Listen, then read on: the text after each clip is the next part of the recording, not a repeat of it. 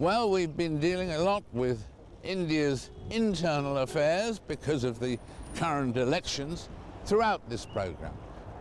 But what about India's position in the world, its external affairs? That's why we've come here to the Foreign Ministry in order to talk to Pranab Mukherjee, the man who runs India's foreign policy. Mr. Minister, what position do you see for India during this credit crunch crisis?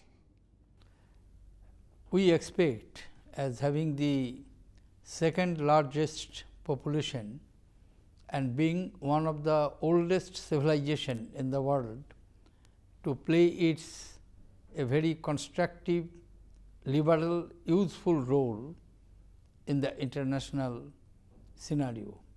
And we are happy that there is growing awareness of the important role India can play in the area of politics, international relations, and even to resolve the economic crisis with which contemporary world economy is confronted with. Do you think it's urgent that India should join the UN Security Council? Of course, we do feel we fulfill all the criteria.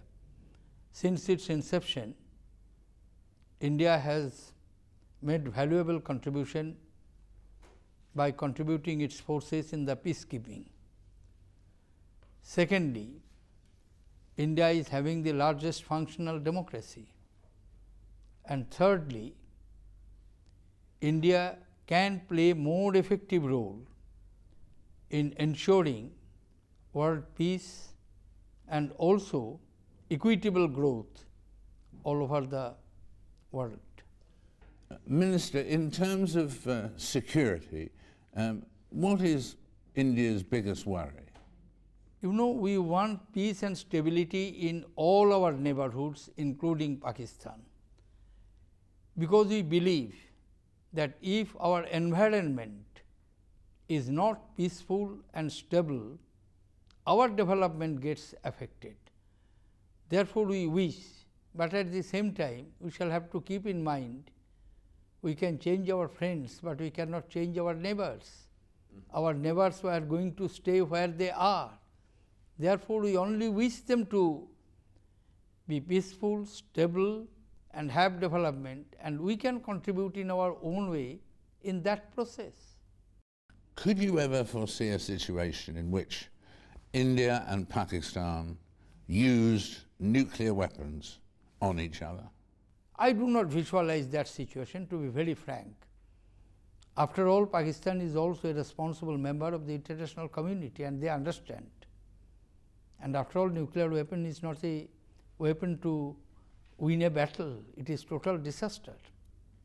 Do you see any potential solution to the Kashmir problem? I mean, one of the world's longest running crises. I won't say that it is world's longest running unsolved issue. Practically, it is not unsolved issue. It is settled issue, but unfortunately, Pakistan refused to accept that solution. Problem lies there. Palestinian problem I am not mentioning, it is of almost as old as in terms of time and age. Problem, I will just take you a little back to Indian history, and at the time of partition, the same practice which every Indian ruler adopted, that the ruler to decide which of the contiguous dominion they will join, India or Pakistan. And it is the ruler of Jammu and Kashmir decided, as per the constitutional authority prevailing at that point of time, decided to join Indian dominion. At that point it was dominion. And subsequently, through series of elections, people of Jammu and Kashmir have endorsed it. But simply Pakistan refuses to accept these facts. There lies the problem. Problem is not the resolution of the problem or issue of Jammu and Kashmir's merger. Problem is refusal of Pakistan to accept the fact. You were really surrounded by some volatile nations. I mean, there's, of course, Pakistan, but there is, in addition, Bangladesh and Sri Lanka. You're a sort of oasis of stability. I would not like to use that phrase, but at the same time, as I mentioned, there are massive changes taking place in our neighborhood. For instance, and some of the changes are positive also. One small country which enjoyed absolute monarchy, but with the initiative of the king himself, they have now converted into parliamentary form of democracy with constitutional monarchy, that is Bhutan, a very healthy development. Similarly, in Nepal, from traditional monarchy, it has converted into multi-party democratic republican system, though there are some internal problems in Nepal, but I do hope it will be resolved.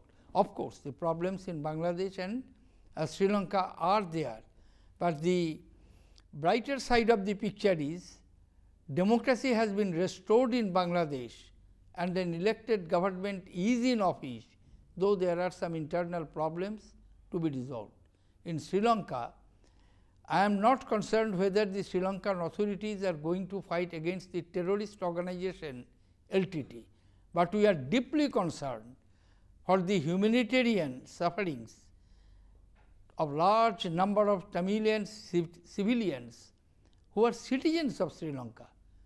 They are denied the very basic fundamental human rights, even access to food, medicine, and they are just caught between the conflict of two sides, LTT armed cadres and Sri Lankan armed forces.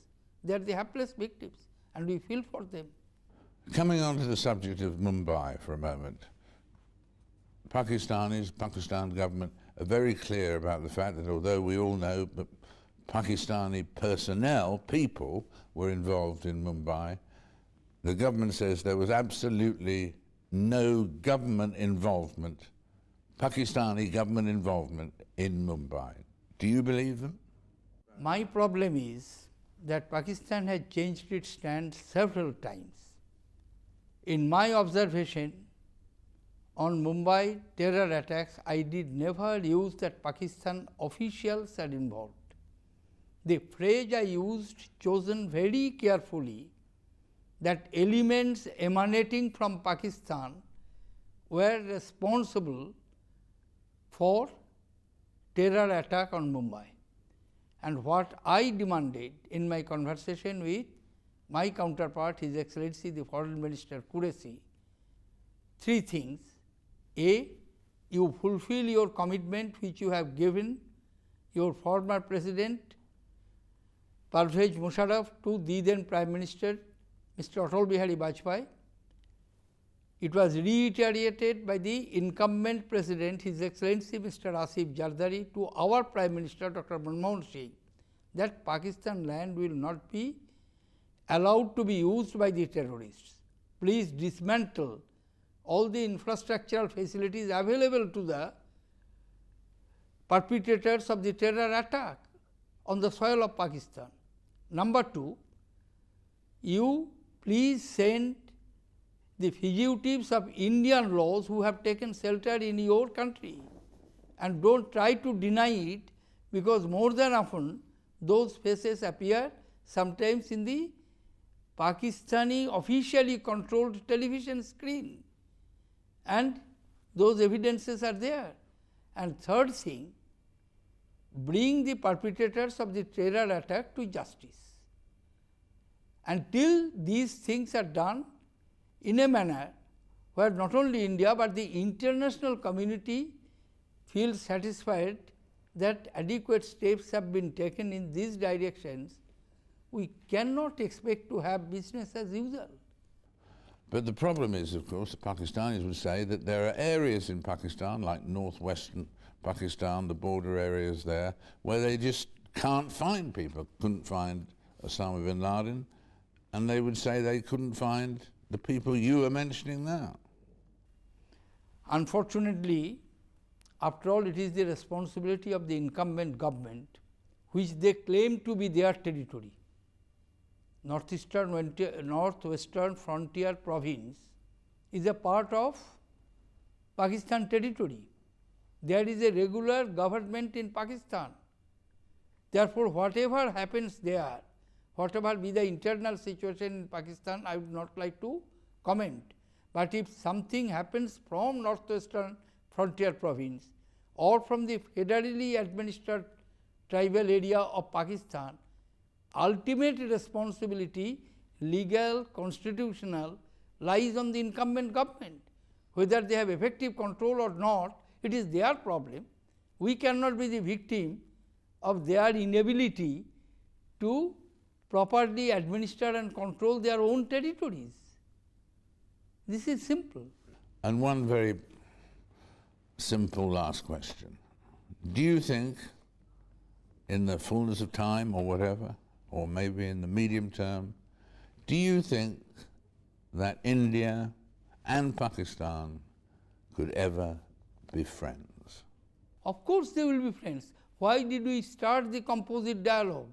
Why both countries agreed that even all outstanding issues, including Jammu and Kashmir, will have to be resolved through dialogue, not through forces. These commitments have been made by the Pakistani leaders on a number of occasions. Mr. Minister, thank you very much indeed. It's a pleasure to have been spending this time with you. Well, that's it from the India Gate here in New Delhi. The actual results of this election will not be known until the count starts on May the 16th, after the 5 weeks of voting are over. But do join us next week. We'll be back in London for another edition of Frost Over the World. From New Delhi, goodbye for now.